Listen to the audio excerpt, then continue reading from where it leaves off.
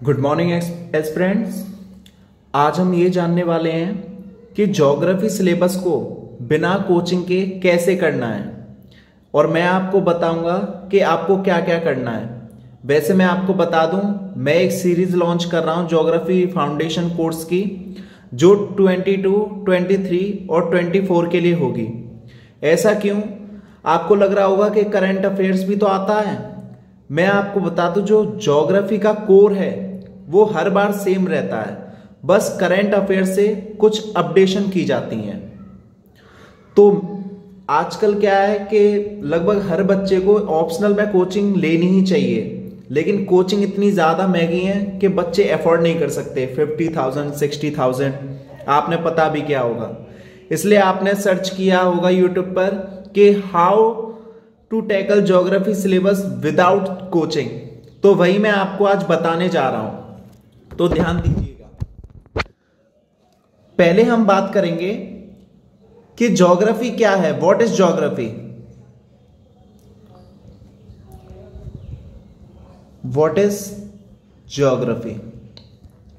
देखिए, अगर आपने कोई सब्जेक्ट ऑप्शनल लिया है तो आपको यह तो पता होना चाहिए कि वो सब्जेक्ट एक्चुअल में है क्या, और ये बाद में काफी हेल्पफुल रहता है ये जानने में कि ये चीज एक ज्योग्राफियन के लिए जानना जरूरी है या नहीं। क्योंकि देखिए, दो चीज आती हैं, एक ज्योग्राफी होती है और एक होती है जियोलॉजी। इन दोनों में कुछ डिफरेंस है, इसलिए हमें यह जानना जरूरी है कि ज्योग्राफी क्या है। कहीं ऐसा ना हो, कई टीचर क्या करते हैं, ज्योग्राफी पढ़ाते पढ़ाते जियोलॉजी के डायमेंशन में चले जाते हैं और वो इतना ज्यादा बल्कि बना देते हैं हमारे नोट्स को या हमारी स्टडीज को कि हम सोचते हैं कितना ज्यादा सिलेबस है, लेकिन ऐसा नहीं है। तो ये गलती ना करें, इसलिए मैं आपको बता रहा हूं कि ज्योग्राफी क्या है एक्चुअल में।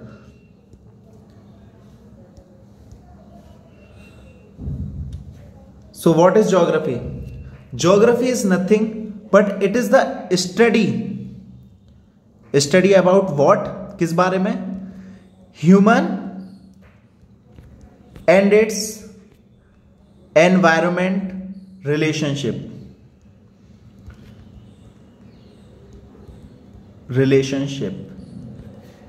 ज्योग्राफी में हम ह्यूमंस और एनवायरमेंट के बीच में रिलेशन पढ़ते हैं कि ह्यूमन बीइंग्स एनवायरनमेंट को लेकर कैसे रिएक्ट करेंगे, हमारा एनवायरनमेंट ह्यूमन बीइंग्स को कैसे रिएक्ट करेगा।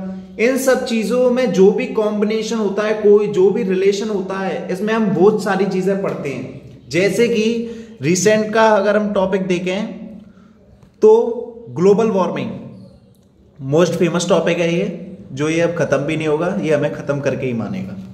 ग्लोबल वार्मिंग किसकी वजह से हो रही है?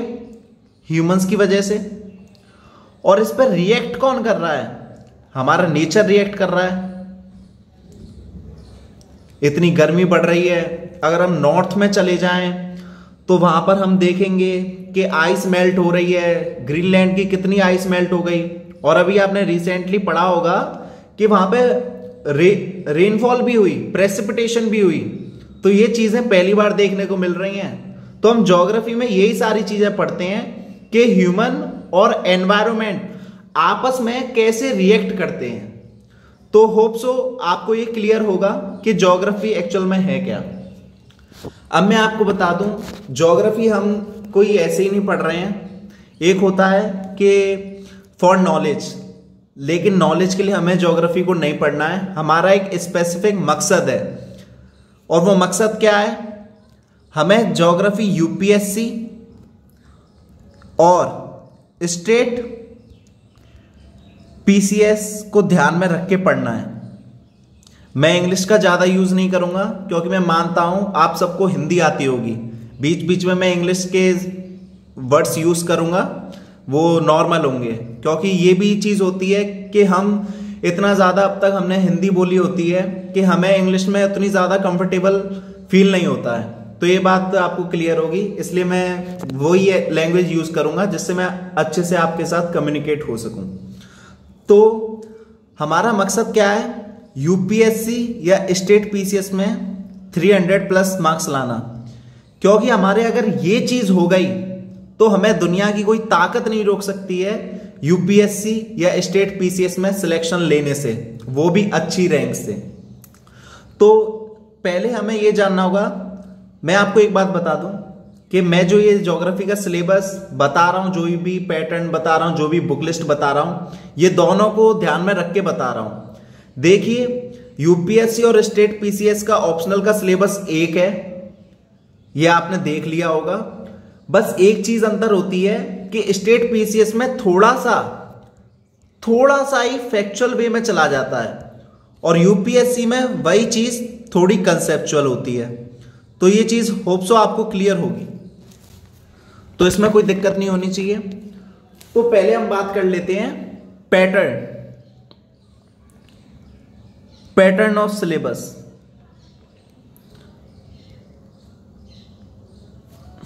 पैटर्न में हमारा क्या आता है, देखिए 2 पेपर होते हैं, पेपर 1 एंड पेपर 2, और हर पेपर 250 मार्क्स का होता है।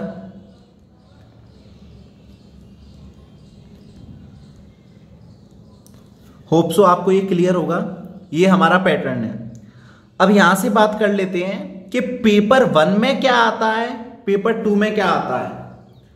तो आगे बढ़ते हैं। सिलेबस देखिए, पेपर 1 भी 2 पार्ट में डिवाइडेड है। First part is physical geography,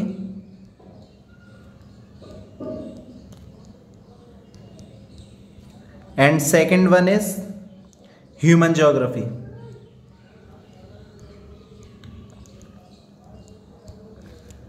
इनमें क्या क्या है मैं आपको बता देता हूं। फिजिकल ज्योग्राफी आपका लेता है सबसे पहले geomorphology,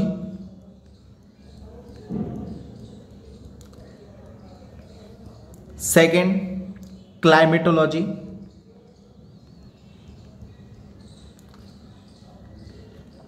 third oceanography, fourth is biogeography,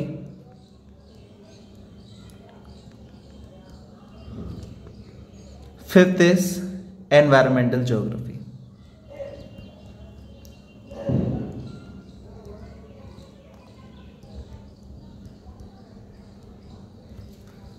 on the second hand अगर हम बात करें ह्यूमन ज्योग्राफी, इसमें जो आपका पहला चैप्टर है वो है आपका perspective.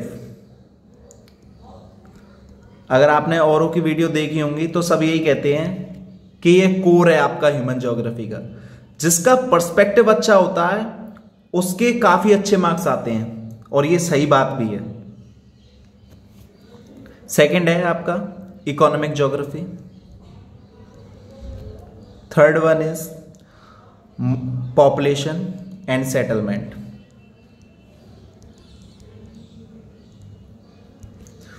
Fourth one is regional planning,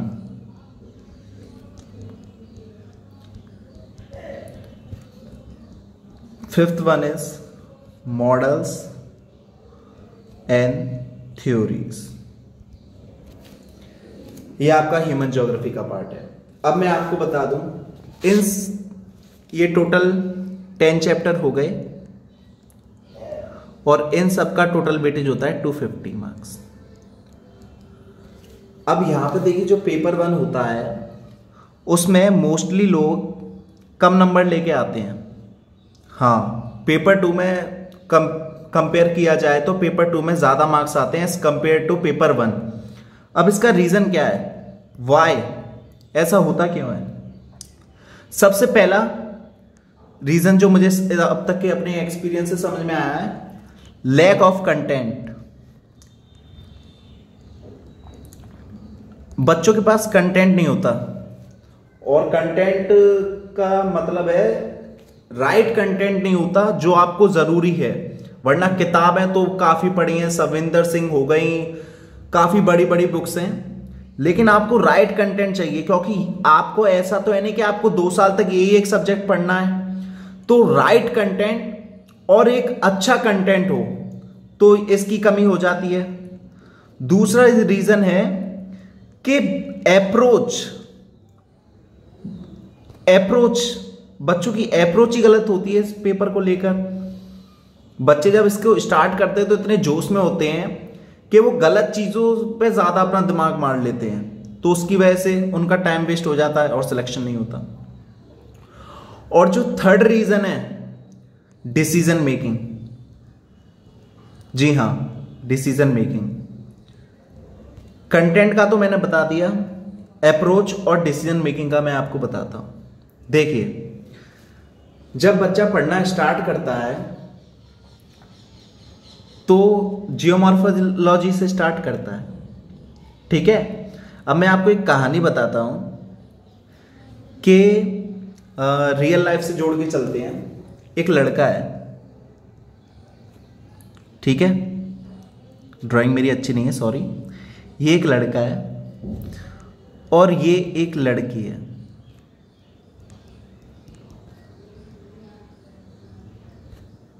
okay, और यहां पर ये 2 लड़की हैं।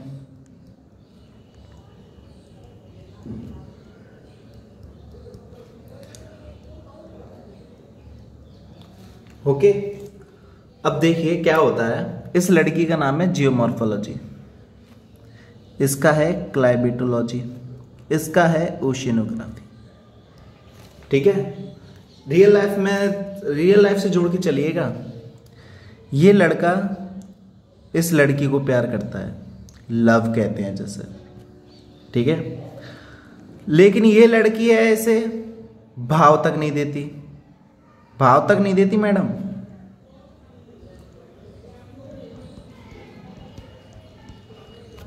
लेकिन इस लड़के को ये दोनों लड़की पसंद करती हैं और इसे खूब भाव देती हैं, ठीक है। लेकिन रियल लाइफ में दिक्कत क्या होती है, प्यार एक ऐसी चीज है, सबके लिए अलग अलग मतलब होता है इसका। मेरे लिए जो मतलब है कि प्यार एक तरह से आपको बर्बाद कर देगा। कैसे? आप लोगों का जियोमॉर्फोलॉजी से प्यार हो जाता है, आपको जियोमॉर्फोलॉजी इतनी अच्छी लगती है कि फिर आपकी जो 6 महीने की जो स्टडीज होती है ना, उसमें आपकी 3 महीने जियोमॉर्फोलॉजी ही खा जाती है। और जब पेपर आता है यूपीएससी का, वहां आप देखेंगे कि इतना टाइम देने के बाद भी क्वेश्चन का लेवल इतना हाई है कि आपसे हिलेगा भी नहीं। अगर आप प्रीवियस ईयर के क्वेश्चन आंसर्स देखें तो आप यही कहेंगे कि यार इतनी मेहनत की, इतना सब कुछ किया, लेकिन क्वेश्चन तो आ नहीं रहे।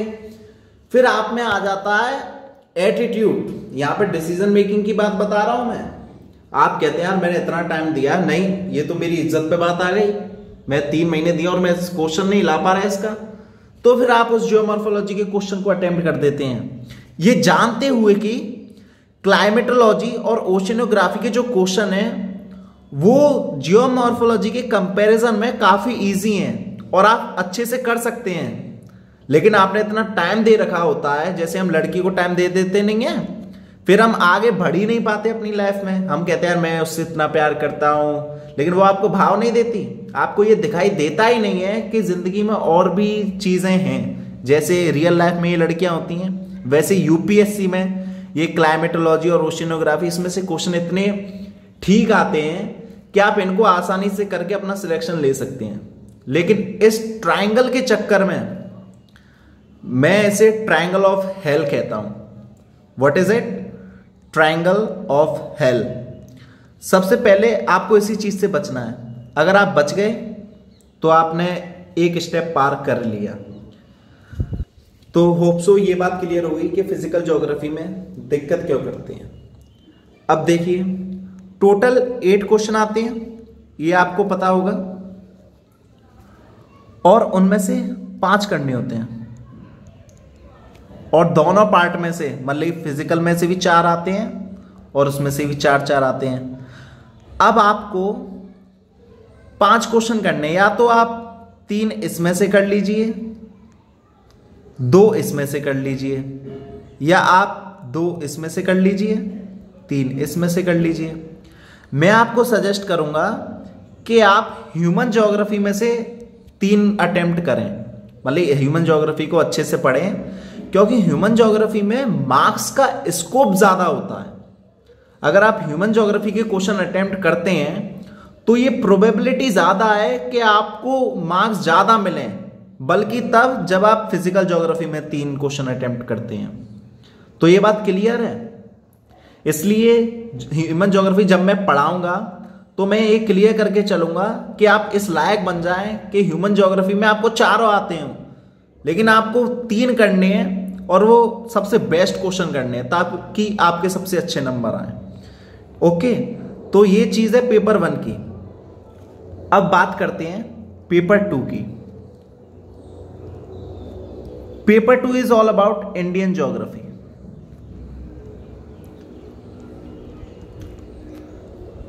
इंडियन ज्योग्राफी में कंटेंट को लेकर उतना माथापच्ची नहीं करते लोग। कंटेंट के लिए मैं बताऊंगा क्या बुक है और बुक वो फॉलो करनी भी है नहीं, वो मैं आपको बताऊंगा। देखिए, इंडियन ज्योग्राफी में जो पेपर 2 है आपका, उसमें बच्चे मार्क्स किस चीज से गेन करते हैं। मैं आपको एक चीज बताऊं, सबसे पहला आता है आपका डायग्राम। अगर आप डायग्राम मैं मान के चलता हूं, अगर आप हर क्वेश्चन में 1 या 2 डायग्राम बनाते हैं और आप सारे क्वेश्चन अटेम्प्ट करते हैं तो आपके 120 टू 130 के बीच में मार्क्स आएंगे 250 में से। ज्यादा नहीं है ना, इसलिए हमें कुछ और अपडेशन करनी होती है। यहां पे हमारा रूल आता है करेंट का, जिसमें हम एग्जाम्पल्स एंड केस स्टडी, इन चीजों को अगर हम ऐड करें, मतलब हम अपने हर क्वेश्चन में एक एग्जाम्पल, एक केस स्टडी बताएं, तो हमारे क्वेश्चन का स्कोप हो जाता है 150 अप्रॉक्स। और अगर आप इसमें जो मैं पढ़ाऊंगा वो ही करते हैं, मतलब मैं यहां पे बता रहा हूं पेपर 1 को एंड पेपर 2 को आपस में कोरिलेट करना। मतलब पेपर 1 में आप मॉडल्स एंड थ्योरीज पढ़ेंगे, जिसमें आप कोई कॉन्सेप्ट पढ़ेंगे पॉपुलेशन के ऊपर, पॉपुलेशन के ऊपर कोई मॉडल पढ़ेंगे, ठीक है। और पेपर 2 में जब कोई पॉपुलेशन के ऊपर क्वेश्चन आएगा तब आपको वो मॉडल यूज करना है कि फलाने साइंटिस्ट ने, मतलब कि उस ज्योग्राफर ने ये कहा था। जैसे एक साइंटिस्ट हम पढ़ेंगे, साइंटिस्ट नहीं सॉरी, एक ज्योग्राफर पढ़ेंगे माल्थस। माल्थस ने पॉपुलेशन के ऊपर एक थ्योरी दी थी कि because of the interaction between 2 sexes, मतलब कि 2 सेक्सेस के पास में आने से पॉपुलेशन बढ़ रही है, और ये पॉपुलेशन इस तरह से बढ़ रही है कि जो हमारे रिसोर्सेज हैं वो कम होते जा रहे हैं और हमारी पॉपुलेशन जो है वो बढ़ती जा रही है। तो इनमें एक गैप क्रिएट हो रहा है। उस गैप की वजह से जो ह्यूमन सिविलाइजेशन है, जो हम लोग हैं, हम लोग काफी बड़ी दिक्कत में आने वाले हैं। तो जब क्वेश्चन आए पेपर 2 में इंडियन ज्योग्राफी में पॉपुलेशन के ऊपर, तब आप उसमें माल्थस के ये व्यूज जो इसने बोला उनको कोरिलेट कर सकते हैं। और अगर आप ऐसा करते हैं तो आपने देखा होगा ज्योग्राफी में पेपर 2 में 170 से अबव मार्क्स भी आते हैं लोगों के। तो वो इसी चीज की वजह से आते हैं, वो ये चीज करते हैं। तो यही चीज आपको करनी है और मैं सिखाऊंगा ये कैसे करना है। मैं आखिरी में आपको बताऊंगा हाउ टू अप्रोच, तो वो चीज मैं बताऊंगा आपको, डोंट वरी। तो यहां तक हो गई। अब हम बात करते हैं कि फायदे क्या हैं। सबसे पहले हम सोचते हैं कि यार ज्योग्राफी सिलेबस इतने मतलब कि सब्जेक्ट हैं, हम ज्योग्राफी क्यों चुनाएं। तो देखिए, सबसे पहले आपको इंटरेस्ट होना चाहिए किसी भी ऑप्शनल को चुनने में। अगर आपको इंटरेस्ट है फिर बात आगे बढ़ेगी, अगर नहीं है तो ये वीडियो छोड़ के चले जाएं, आपके काम की नहीं है सर। तो सबसे पहले इंटरेस्ट आप में होना चाहिए, फिर उसके बाद अब कहते हैं इसका सिलेबस, लोग कहते हैं इसका सिलेबस वास्ट है। वास्ट है, राइट या रॉन्ग? मेरे हिसाब से थोड़ा राइट थोड़ा रॉन्ग। हाँ, वैसे सिलेबस कुछ सब्जेक्ट के कंपैरिजन में बड़ा तो है, लेकिन बड़ा क्यों है ये भी तो सोचिए। ये बड़ा इसलिए क्योंकि इसका ओवरलैप भी तो काफी ज्यादा है हमारे बाकी सब्जेक्टों से। जैसे कि GS1 होता है, GS2 होता है एंड GS3 होता है। GS1 में 50% मतलब 100 मार्क्स ज्योग्राफी का आता है। तो अगर आप ऑप्शनल ज्योग्राफी ले रखे हैं तो आपके 100 मार्क्स तो वैसे ही पक्के हो गए। 100 मार्क्स का तो पेपर GS1 में ही आएगा। 2 मार्क्स में 15 to 20 इनडायरेक्ट आता है, पर आता है ज्योग्राफी से। और पेपर थर्ड में आपका फिर वही 50 to 60 मार्क्स, क्योंकि उसमें एग्रीकल्चर एनवायरनमेंट के ऊपर चीजें आती हैं। तो ये 50 to 80 मार्क्स, इतना ओवरलैप आपका हो जाता है, इसलिए इसका सिलेबस वास्ट है। इसलिए मैं कह रहा हूं कुछ हद तक सही है और कुछ हद तक गलत भी है।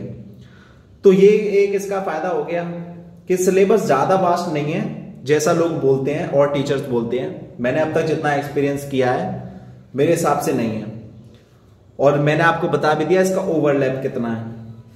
और दूसरी बात, स्कोप ऑफ मार्क्स, इसमें जो मार्क्स लाने का स्कोप है ना बच्चों, वो बहुत ज्यादा है। बहुत ज्यादा कैसे कि इसमें आप डायग्राम बना सकते हो ज्यादा से ज्यादा, आप इसमें लाइफ एग्जांपल्स यूज कर सकते हो और केस स्टडीज यूज करते हो। जैसे सुनामी के ऊपर कोई क्वेश्चन आया, तो 2004 में सुनामी आई थी, याद है, दिसंबर 2004 में, तो सुनामी की केस स्टडी आप लिख सकते हो। तो इस तरह से आपके मार्क्स इसमें काफी बढ़ सकते हैं। और तीसरा जो मैंने बता दिया कि मतलब कि पेपर 1 को पेपर 2 से कितना रिलेट कर सकते हो, उस पर भी आपके डिपेंड होते हैं मार्क्स। तो इस तरह से ये ऑप्शनल काफी अच्छा बन जाता है, और काफी बच्चे हैं जिन्होंने अच्छी अच्छी रैंक लेके आए हैं इस ऑप्शनल की वजह से। अब क्या हो रहा है कि बच्चे सोचते हैं कि जो ज्योग्राफी ऑप्शनल है वो पहले ऐसा नहीं रहा, वो बेवफा हो गया है। अब बेवफा कैसे हो गया है? क्योंकि बच्चों के मार्क्स नहीं आते। सही बात है, मार्क्स नहीं आते तो बच्चे तो कहेंगे, लेकिन मैं आपको बता दूं, मार्क्स ना आने की वजह सब्जेक्ट नहीं है, आपकी पुरानी अप्रोच है। यूपीएससी खुद को अपडेट करता रहता है, लेकिन जो टीचर्स होते हैं वो मोस्टली अपडेट नहीं रहते। इस चक्कर में बच्चे पुरानी चीजें पढ़ते रहते हैं, और यूपीएससी उन चीजों से आगे बढ़ चुका है, उसका लेवल अलग हो चुका है, वो कुछ और चीजों पे ध्यान दे रहा है। लेकिन बच्चे हमारे पुरानी चीजों में लगे रहते हैं, इसलिए उनकी अप्रोच सही नहीं होती, इसलिए उनके मार्क्स नहीं आते। मैं बताऊंगा हम लोग कैसे अप्रोच करेंगे इस चीज को। अब बात करते हैं बुक लिस्ट पर। बुक लिस्ट, वैसे मैं आपको ये जो सीरीज कराने वाला हूं, इसमें मैं आपको नोट्स दूंगा, जिन नोट्स के बाद आपको कहीं से कुछ पढ़ने की जरूरत नहीं है, कुछ भी नहीं। लेकिन फिर भी जो नहीं फॉलो करना चाहते हैं मुझको, उनके लिए बुक लिस्ट बता देता हूं। पेपर 1 में देखिए बुक लिस्ट ज्यादा अलग नहीं है। सविंदर सिंह, फिजिकल ज्योग्राफी,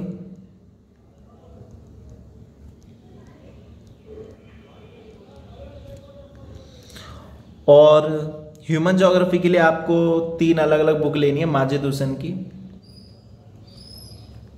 या RD दीक्षित भी ले सकते हैं, वो आपकी चॉइस है। मैं माजिद हुसैन प्रेफर करूंगा क्योंकि इजी लैंग्वेज में। एवोल्यूशन ऑफ ज्योग्राफिकल थॉट,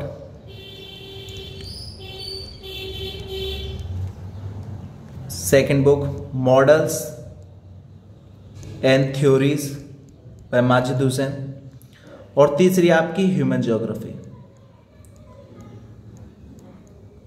ये 3 बुकें हैं आपकी। और हाँ, आप रूपा मेड सिंपल की सीरीज भी देख सकते हैं, लेकिन मैं ये नहीं मानता कि आप इतनी ज्यादा बुक करें। मैं तो बुक आपको सजेस्ट भी नहीं करूंगा, मैं अपने नोट्स दिया करूंगा। अगर आप मुझे फॉलो करेंगे तो मेरे आपको नोट्स मिला करेंगे, जिन्हें पढ़ने के बाद आपको जरूरत भी महसूस नहीं होगी कि आप कुछ और ट्राई करें, और आपका सिलेक्शन की गारंटी मैं देता हूं। फिर इसके बाद आती है बात पेपर सेकंड की। पेपर सेकंड में अगर आप कोई बुक फॉलो करना चाहते हैं तो वो डी.आर. खुल्लर है। आप इसे फॉलो कर लें, काफ़ी मोटी बुक है और काफ़ी लेंदी भी है, काफ़ी बल्कि भी है, पर सफिशिएंट है। आपकी पूरी तो नहीं पढ़नी होगी, सिलेक्टेड पढ़नी होगी। और हाँ, सारी बुक्स सिलेक्टेड पढ़नी है, ये कोई टेक्स्ट बुक नहीं है। और मैं, अगर आप बिल्कुल नए हैं ज्योग्राफी में, तो मैं आपको सजेस्ट करूंगा आप 6 to 12 एनसीईआरटी जरूर पढ़ लें। अगर आप नए हैं, आप बिल्कुल बेसिक से स्टार्ट करना चाहते हैं, तो आप 6 to 12 एनसीईआरटी पढ़ लें, आपके लिए फायदेमंद रहेगा। तो ये था आपका बुक लिस्ट। अब मैं आपको बताता हूं हम कैसे अप्रोच करेंगे, हाउ वी अप्रोच। देखिए, मैं स्टार्ट करने वाला हूं, जो हमारी सीरीज है वो स्टार्ट करने वाला हूं क्लाइमेटोलॉजी से, और मैं आपका पूरा सिलेबस कंप्लीट कराऊंगा टिल जनवरी तक। जनवरी तक या जनवरी की स्टार्टिंग में ही आपका पूरा सिलेबस कंप्लीट हो जाएगा, ये मेरी गारंटी है। तो क्लाइमेटोलॉजी में सिर्फ हम स्टार्ट करेंगे और ऐसे चलते जाएंगे। और जो मेरी पहली वीडियो आएगी वो आएगी वेदर एंड क्लाइमेट पर। वेदर एंड क्लाइमेट पर मेरी फर्स्ट वीडियो आएगी, और ऐसे ही लेक्चर शेड्यूल वाइज चलते रहेंगे। ओके, इसमें आपको कोई दिक्कत नहीं होगी। अब अप्रोच क्या होगी, देखिए, जैसे मैंने आज कोई क्लास ली, फिर उसके बाद उससे रिलेटेड आपको एक क्वेश्चन दिया, आपको वो क्वेश्चन करना है, और उसी लेक्चर में मैं आपको कुछ नोट्स प्रोवाइड करूंगा, तो उन नोट्स को पढ़ना है। तो इस तरह से आपकी स्टडीज एक सीक्वेंस वाइज चलेगी, और बस आपको इतना करना है, और आपको और कोई बुक फॉलो नहीं करनी है, सिर्फ इतना ही करना है, और आपकी सारी स्टडीज काफ़ी अच्छे से हो जाएगी। तो बस आज की वीडियो में इतना ही, और आज शाम को फर्स्ट वीडियो आएगी, और उसमें आपको वेदर एंड क्लाइमेट और ओरिजिन ऑफ एटमॉस्फेयर के बारे में आएगी। तो वीडियो का आपको नोटिफिकेशन मिले, उसके लिए वीडियो को लाइक और सब्सक्राइब कर दीजिए, और प्लीज़ सब्सक्राइब कर दीजिएगा, ताकि आपको टाइम से नोटिफिकेशन आए, और टाइम से फिर आप उसमें क्वेश्चन को अटेम्प्ट करें, और मैं आपको एक आईडी भी भेजूंगा, आप उस पर वो सेंड कर दें, और मैं उसका आपको मॉडल आंसर भी भेज दूंगा कि कैसा होना चाहिए। तो बेस्ट ऑफ लक फॉर 2022। हमारी सीरीज़ आज से स्टार्ट होगी।